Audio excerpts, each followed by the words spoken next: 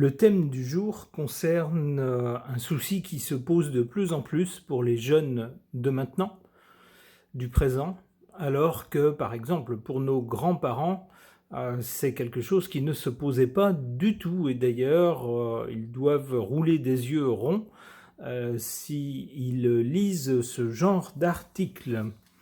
Cet article de Ouest France qui nous dit quoi? Qui nous dit, alors il cite un jeune qui dit « Je ne sais pas faire grand-chose ». Deux points.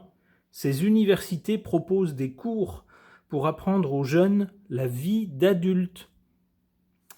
Pas facile quand on est jeune de se lancer dans le grand bain de la vraie vie et son lot de responsabilités. Bien souvent, on n'y est pas vraiment préparé. Pour remédier à ce problème, des cours pour devenir adulte ont vu le jour sur plusieurs campus universitaires américains et canadiens ces dernières années. Alors on peut se dire que si c'est déjà le cas aux États-Unis et au Canada, on peut parier que ça sera bientôt ou à moyen terme le cas ici aussi. L'article explique quand on se retrouve pour la première fois seul dans son appartement, loin de papa et maman, confronté à la pile de linge, au frigo vide ou aux premières factures à régler, en plus des cours à réviser, on regrette un peu de ne pas avoir appris à devenir adulte.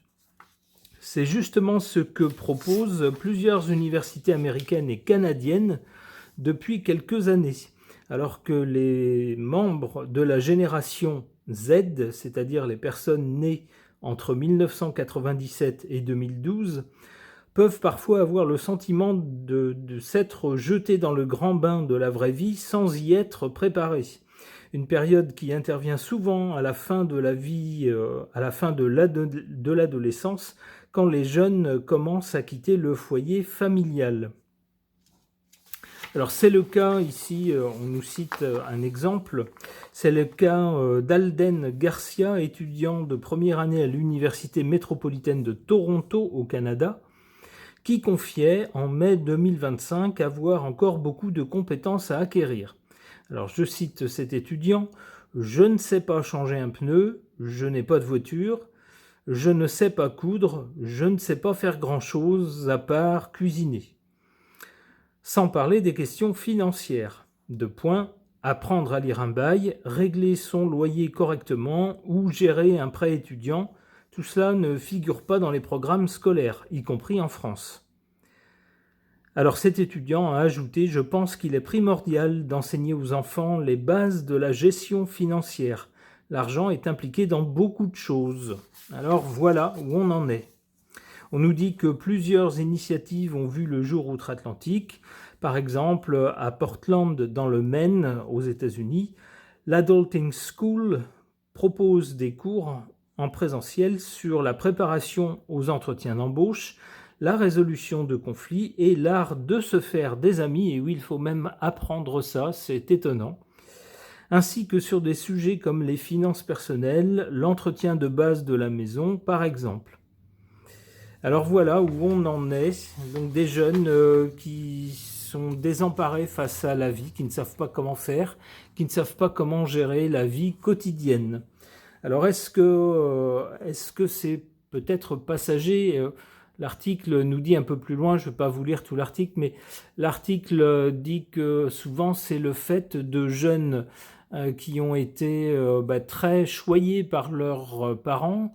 Leurs parents faisaient tout à leur place, ne les impliquaient pas du tout dans les activités du quotidien, ce qui fait que ces enfants n'ont jamais appris. Et ça s'aggrave en plus avec la période difficile qu'on vit dans tous les pays occidentaux, où les jeunes peinent à trouver un emploi qui leur fasse gagner suffisamment d'argent pour être autonomes et restent au moins souvent pendant un moment chez les parents. Alors ça aggrave le problème puisqu'ils deviennent adultes sans avoir acquis les bons réflexes pour la vie quotidienne. Alors est-ce que c'est juste un passage, une période temporaire et puis qu'ensuite on reviendra peut-être à des jeunes qui seront plus impliqués ou qui peut-être quitteront le domicile familial plus tôt et donc se mettront plus vite dans les choses de la vie quotidienne, ou pas, c'est peut-être une tendance de fond, je n'en sais rien. Je vais interroger les cartes à ce sujet, j'interroge mon tarot.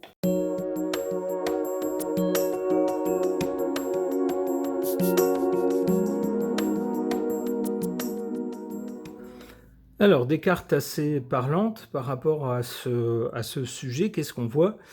On voit du côté du passé ou de l'origine du problème cette carte sans nom qui nous parle d'une rupture brutale et définitive d'une situation antérieure à une autre situation. Alors on peut y voir le moment où les enfants quittent le domicile familial, par exemple. Et qu'est-ce qui suit?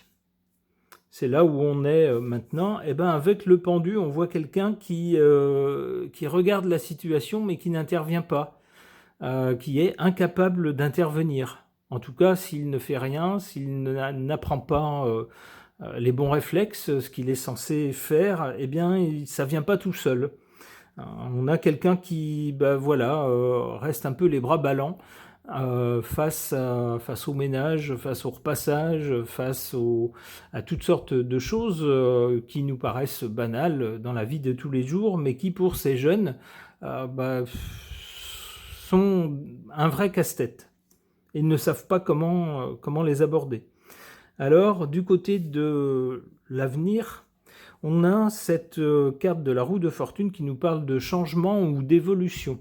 Alors, on peut penser que pour ces jeunes-là, d'abord, ils ne vont pas rester comme ça, ils demandent conseil aux uns ou aux autres, ou maintenant, avec Internet, on peut prendre des cours en ligne lorsqu'on ne sait pas faire quelque chose, on peut apprendre, mais de façon plus générale, avec cette carte de la roue de fortune, on peut penser que cette situation changera à l'avenir.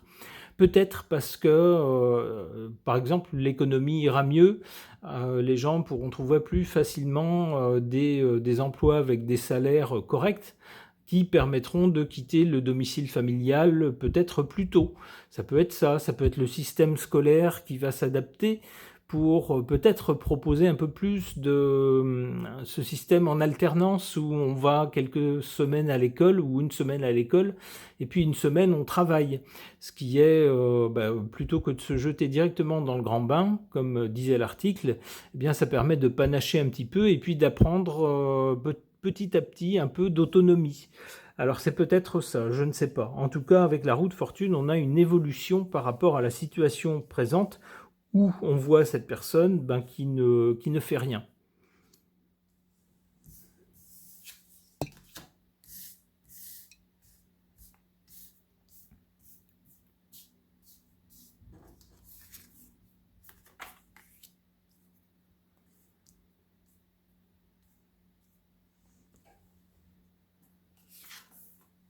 En carte défavorable, cette carte de l'amoureux qui nous parle d'une hésitation devant des choix à faire. C'est bien le problème, c'est bien ce qui paralyse les jeunes, c'est qu'ils hésitent, ils ne savent pas comment ils sont censés faire les choses, ils ne savent pas non plus ce qu'ils sont censés faire, ils ne savent pas non plus comment le faire. D'où des hésitations, on ne sait pas trop.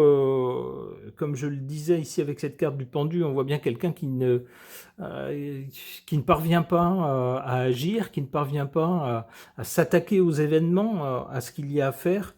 Ici, on hésite, on tergiverse et puis finalement, on ne fait rien. Alors, tout n'est pas perdu, puisque en carte favorable, on a cette carte excellente de l'étoile. L'étoile, c'est une protection. C'est aussi une main bienveillante qui fait que les choses s'améliorent. Sans doute, ce qui arrive à ces jeunes, c'est pas un drame. Si, ma foi, on n'a pas, passé le balai dans l'appartement, ou si on n'a pas fait la vaisselle directement après le déjeuner, si ça attend le lendemain, c'est pas dramatique, c'est pas comme s'il y avait mort d'homme. Bon, évidemment, ça donne pas l'image d'un intérieur rangé et en ordre et propre, mais enfin, il n'y a pas mort d'homme non plus.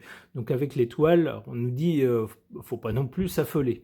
Et puis, faut pas non plus s'affoler parce que qu'est-ce qu'on voit avec l'article que je vous ai présenté? C'est que les jeunes réagissent, ils se rendent compte qu'il y a quelque chose qui va pas, ils se rendent compte qu'ils ne savent pas, comment faire. Ils n'ont pas conscience de leurs obligations, en tout cas des tâches quotidiennes, et ne savent pas comment les faire. Donc, face à cette situation, ils essayent de trouver quelque chose, que ce soit demander conseil ou que ce soit s'inscrire donc à des cours qui leur permettent d'apprendre tout ça, d'apprendre ce qu'ils ne savent pas et de savoir comment le faire. On a donc bien une bonne réaction de la part de ces jeunes lorsqu'ils se rendent compte qu'il y a un problème, que quelque chose ne va pas, qu'ils ne font pas les choses comme il faut, eh bien ils réagissent, donc c'est une bonne nouvelle. Et puis ils trouvent apparemment, que ce soit dans ces cours ou peut-être auprès de proches qui peuvent les conseiller, des conseils bienveillants, des personnes bienveillantes qui sont là pour les aider à devenir autonomes.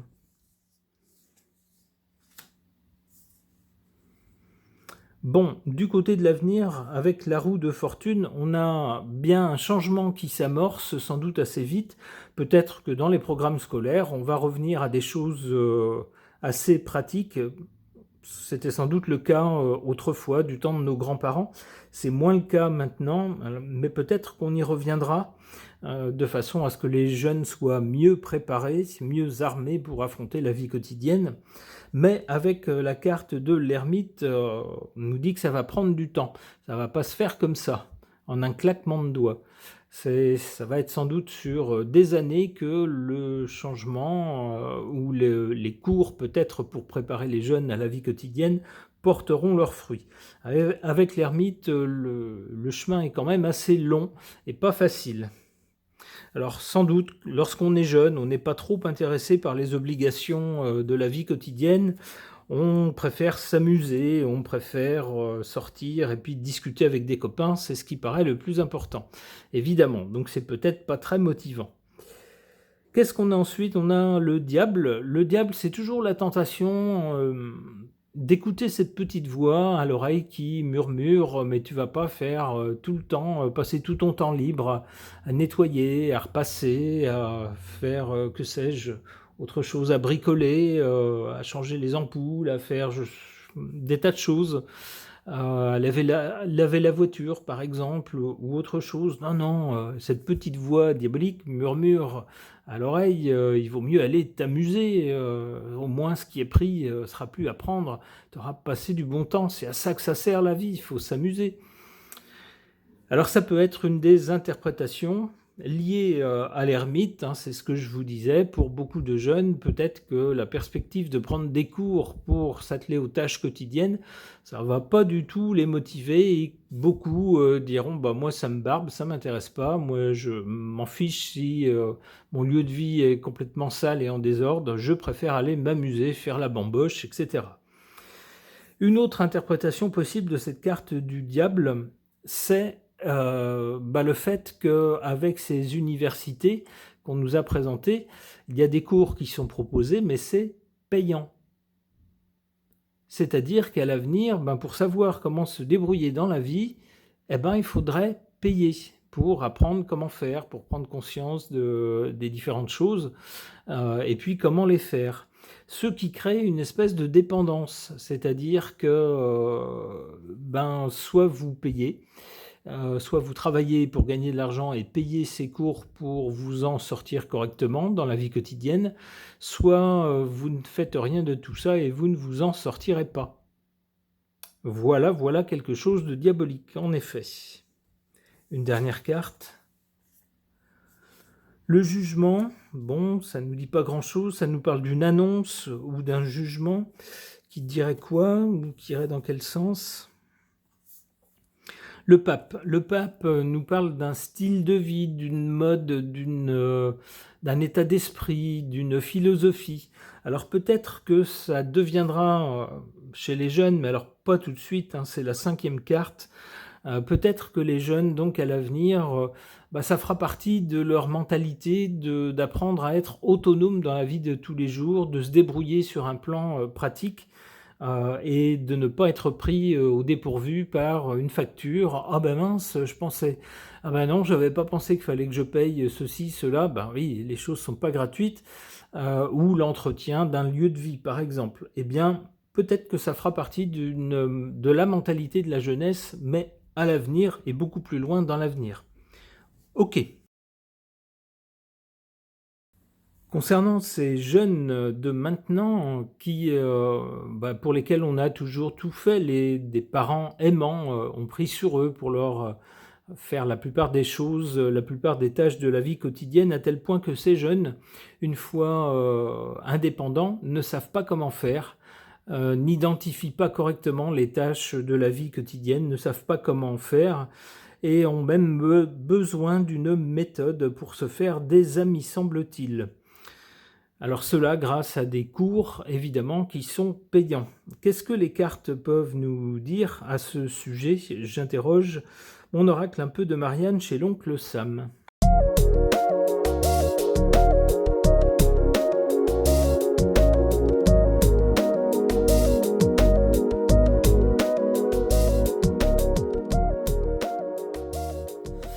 Eh bien, décidément, ce sont des cartes volantes, alors que je les mélangeais par 2 fois, une carte a sauté et même sauté très loin. J'ai dû poser, j'ai dû aller chercher les cartes, tombées par terre. Drôle de carte. Alors, qu'est-ce qu'elles nous disent, ou plutôt qu'est-ce qu'elles suggèrent, ces cartes? D'abord, on a la première carte, c'est la carte de Migné, la ville de Migné dans l'Illinois. Ça nous parle évidemment de travailler, et de travailler en tant qu'adulte, c'est-à-dire se lancer dans la vie active. Lorsqu'on se lance dans la vie active, eh bien, il y a toutes sortes de choses qui nous tombent dessus, auxquelles on a à faire face et auxquelles on n'avait pas à s'occuper précédemment lorsqu'on était chez papa-maman. Le premier réflexe, c'est pour les jeunes souvent de parler. On connaît tous ces adolescents qui ne connaissent rien à la vie, mais qui pourtant savent tout mieux que tout le monde. Si on les écoute, ils n'arrêtent pas de donner leur opinion sur tout, sur rien, alors que personne ne leur a rien demandé et qu'en plus ça n'intéresse personne, mais c'est pas grave, c'est l'adolescence, le cerveau s'éveille, il est en ébullition, il s'intéresse à tout. Il essaye d'appréhender tout ce qu'il y a autour de lui, il y réagit immédiatement. C'est souvent comme ça chez les jeunes, beaucoup plus de parlotte que d'actes. Du côté de l'avenir, de ce qui vient après, on a cette carte de la ville de Créole, en Louisiane, qui nous montre des gens mélangés, des gens de toute j'allais dire race, je ne sais pas si le mot est toujours d'actualité en 2026, des gens de couleurs, voilà, on pourrait dire ça, des gens de couleurs différentes et très mélangés. En fait, il y a toutes sortes de gens. C'est un peu ça la vie active. Et qu'est-ce qu'on voit avec ces gens différents qui se mélangent pourtant, qui vivent ensemble? Eh bien, on les voit attabler autour de cette petite table et ils discutent tous ensemble. Eh bien, c'est peut-être ce que les jeunes vont faire à l'avenir. Plutôt que peut-être prendre des cours, eh bien, discuter peut-être entre eux. Et toi, comment tu fais ça? Chez moi, c'est dégueulasse, il faut absolument que je fasse le ménage. Tu t'y prends comment? J'ai jamais fait, est-ce que tu peux me donner un conseil? Par exemple, ça pourrait être ça.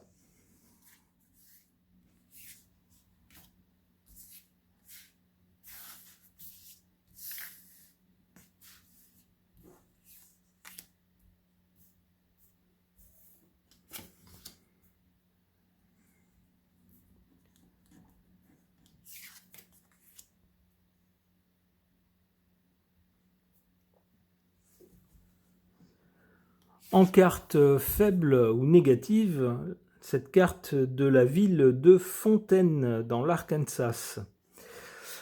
Avec une fontaine, normalement, les choses coulent de source, si j'ose dire. Eh bien ici, c'est en position négative. Donc pour ces jeunes, eh bien non. Prendre un balai pour balayer, ça coule pas de source.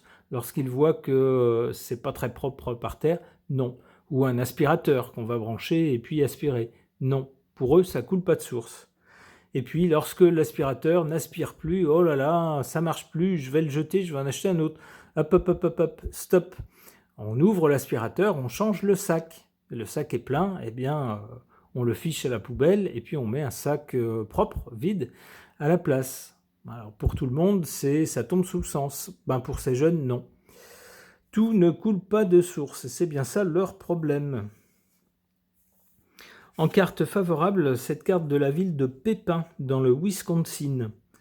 Alors, on voit ici une personne à côté d'une voiture qui manifestement ne veut plus avancer, avec une fumée inquiétante qui s'échappe du moteur.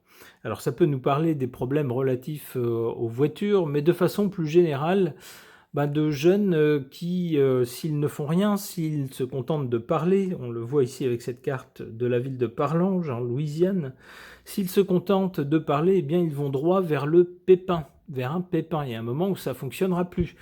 S'ils vivent tout seuls, personne ne fera le ménage à leur place, personne ne lavera le linge ou ne repassera ou ne fera ce qu'il y a à faire dans un lieu de vie à leur place. Donc, il y a un moment où ça n'ira plus. Ça ne peut pas durer éternellement.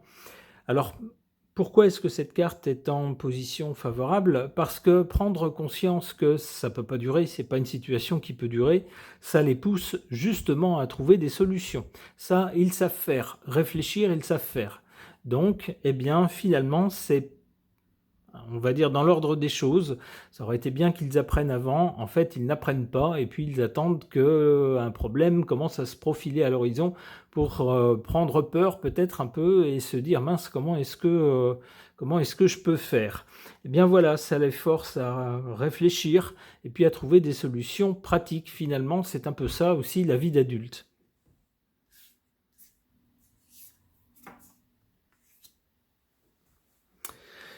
On a plus loin vers l'avenir cette carte de la ville de Paradis en Louisiane, comme quoi finalement cette vie quotidienne qui pour eux peut ressembler à un enfer parce qu'ils n'en connaissent pas, ils n'ont pas conscience des tâches et ne savent pas du tout comment les faire, comment venir à bout de leurs tâches domestiques. Donc ça peut paraître infernal, eh bien il suffit de réfléchir, d'un peu de bon sens, de prendre conseil, et finalement, la vie peut devenir un paradis lorsqu'on maîtrise tout ça.